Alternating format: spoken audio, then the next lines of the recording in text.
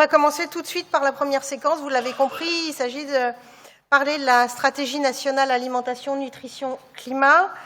Je vous présente nos intervenants et je les remercie d'avoir accepté de nous rejoindre et d'avoir accepté l'invitation d'Indecosa CGT.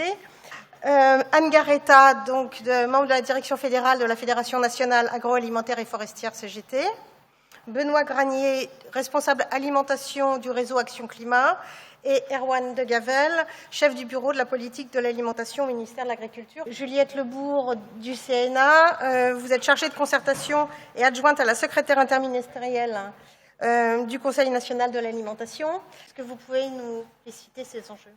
Donc le premier constat, c'est qu'il y a vraiment une nécessité d'aller vers des régimes alimentaires qui soient plus durables, plus accessibles pour toutes et tous, avec l'idée que depuis une dizaine d'années, on remarque que les comportements alimentaires évoluent, prennent en compte les enjeux de durabilité et de santé pour les consommateurs et consommatrices qui le peuvent.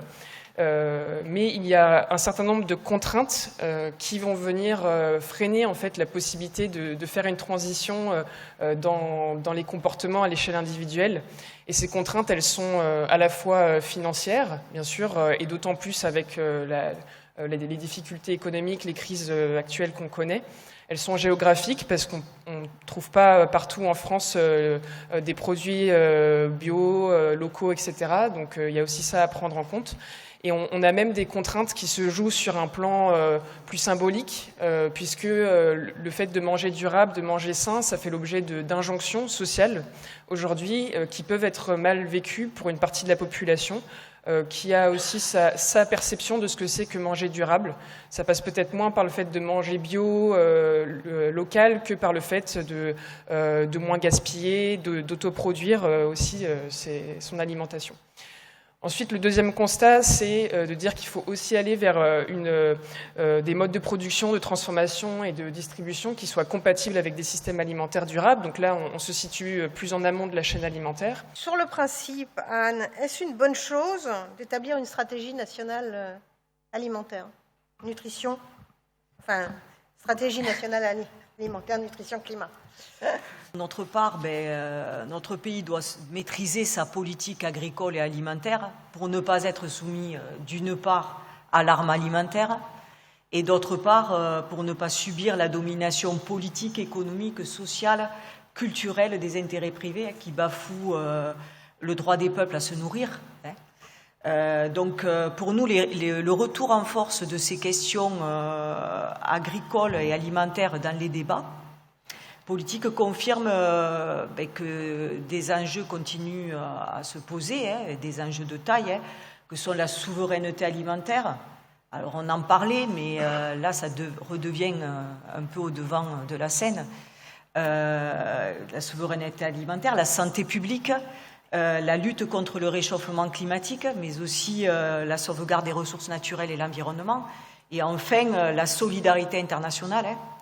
Donc, ces questions qui reviennent en force démontrent que notre système, d'une part, les capacités de résistance de la population, parce que face aux grands groupes agroalimentaires, sinon ces questions ne viendraient pas de nouveau dans les débats. Ces grands groupes qui veulent en gros standardiser nos produits et uniformiser les goûts. Soumettant en fait de fait l'agriculture à ses objectifs de standardisation et d'uniformisation. Donc ce qui prouve en fait que notre France elle est bien malade de ce système capitaliste, de cette crise systémique, de la financiarisation. Comment aujourd'hui un secteur aussi vital peut être soumis aux intérêts privés? Ça, nous posons la question depuis des années. Donc c'est peut-être que au travers de la SNANC, on va avoir quelques réponses solides, on va voir. Donc une planification nationale de ces activités agriculture, parce que j'inclus toujours l'agriculture, on ne peut pas dissocier l'agroalimentaire de l'agriculture et alimentaire, est nécessaire et doit s'élaborer à partir des potentialités évidemment humaines et naturelles, nationales, en s'appuyant sur des traditions agricoles et alimentaires de notre pays, ce qu'on a un peu tendance à oublier. Donc, en bannissant toute tentative d'une mise en concurrence des régions. Cette planification, pour nous, doit permettre, d'une part, une cohérence au niveau national, une relocalisation des productions agricoles et la reconstruction de filières de production et de transformation pour garantir notre indépendance alimentaire. Bon, effectivement, aujourd'hui, on a des outils de transformation qui ferment, qui sont délocalisés ou qui sont concentrés sur certains territoires. Donc, une implantation de ces outils industriels de transformation sur l'ensemble du territoire doivent être en cohérence avec effectivement les productions et les bassins de consommation, au plus près.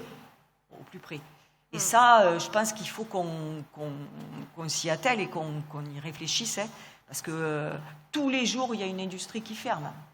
Tous les jours. Donc, ou qui ferme, ou souvent délocalisée. Hein. On arrive quand même à produire en Pologne, à transformer en Pologne du porc, voilà, donc, ou d'autres choses. Hein. Donc nous pensons que l'État, en effet, doit être le garant de la réponse aux besoins alimentaires en quantité et en qualité, en y intégrant dans sa conception de politique agricole et agroalimentaire 2 dimensions qui sont importantes, des dimensions nutritionnelles et sanitaires. J'y reviendrai tout à l'heure. Donc pour répondre à ces enjeux, vous l'aurez compris, il faut une rupture avec ce système actuel. Je voulais dire sur la question du mieux consommer. C'est-à-dire que pour pouvoir mieux consommer, il faut avoir les moyens, il faut avoir aussi des produits de qualité qui sont disponibles. Et si vous avez des produits qui sont transformés avec des mauvais ingrédients, si vous n'avez pas d'offre de produits sains, durables, accessibles, vous ne pourrez pas mieux consommer. Et pour mieux consommer, il faut mieux produire, il faut mieux distribuer, il faut mieux proposer, il faut aussi mieux faire de la publicité et de la promotion. Donc aujourd'hui, mieux consommer, c'est quelque chose qui est quasiment mission impossible, puisque tout nous incite, de l'offre à ce qui est promu, à ce qui est marketé, à consommer des produits de mauvaise qualité.